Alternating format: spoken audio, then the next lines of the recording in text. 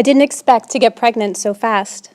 My mother died on the first day of summer, and my daughter was conceived in August. Less than a year after witnessing my mother's labor toward death, I was due for my own, very different kind of labor. Being pregnant while grieving for my mother was complicated, to say the least. The happiness I felt did not soften my loss. But many people fail to understand this. They said dumb things about the timing of my pregnancy, as if this new life could make up for my mother's death. But it doesn't work that way.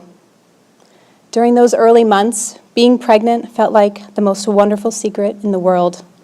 But the person I most wanted to tell was dead, and I had watched her die. Well, sort of. Soon after I arrived at my parents' seaside home that June, the hospice nurses told us my mother was dying. My family and I gathered around her body, which had shrunken by half. I remember my father's hesitation when I insisted on staying in the room. I felt like it was my right. My father conceded, but my mother had other plans. Dying was harder than I thought. We sat for hours while she gasped for air. Her throat bulged and shrank like a frog's. When it was too painful to look at her struggling face, I stared at her throat, waiting for the breath to stop. It did, twice. The first time, she turned blue. Not bluish, not gray, but blue.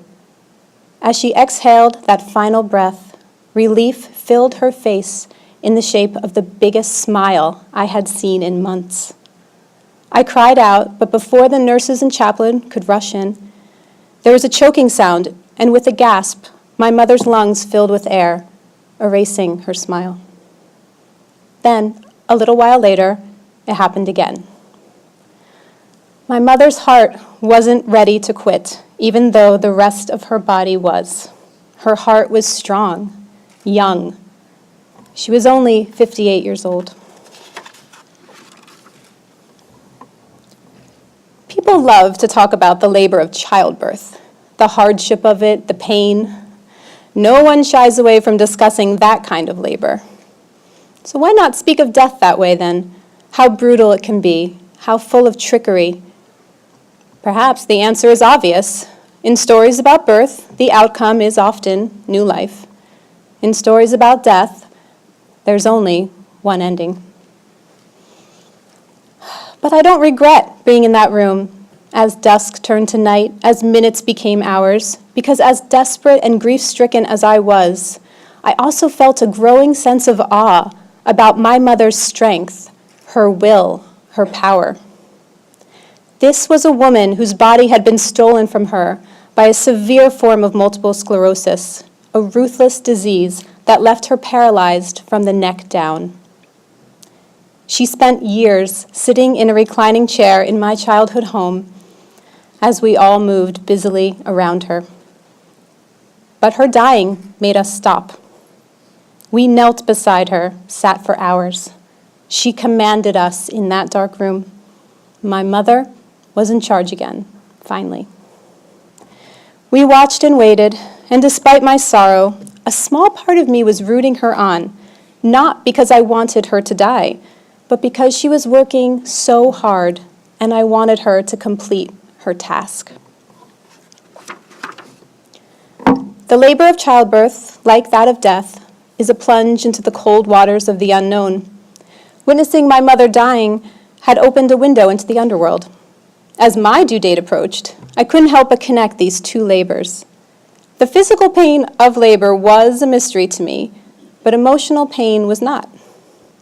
Was it possible, I wondered, that the strength and resilience I earned from those harrowing hours with my mother could help me during the labor of childbirth? I was training my body physically, like a lunatic, with workout DVDs and jogs in the park and yoga. But what about what I already knew? Could my mother's strength also be my own? She had 2 natural childbirths and then, somehow, mothered us, while her body failed her limb by limb. A week after we watched my mother die twice and come back, she finally let go without a struggle, my father by her side. As the hospice nurses prepared her body to be taken away, I stood on the terrace and watched the sun come up, a rosy glow spreading over the ocean. I thought about all the gifts my mother had given me, the ones I knew about and the ones I had yet to discover. Fast forward less than a year later, laboring my daughter. I was so afraid, not a fear of death, but of completing my task. As the hours passed and dawn broke, it seemed an impossible feat, this labor. Then I thought about my mother and all that she had endured. And now I was the one at the center. My husband, doula, and midwife surrounding me. I was in charge. When I finally pushed out my daughter, my first thought was relief. Then my midwife reminded me to reach down and take my baby. I pulled her slippery body to my chest. I kissed her dark head, whirled with hair and blood.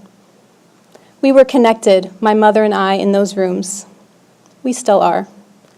My daughter, now almost 7, knows her grandmother's name, her face.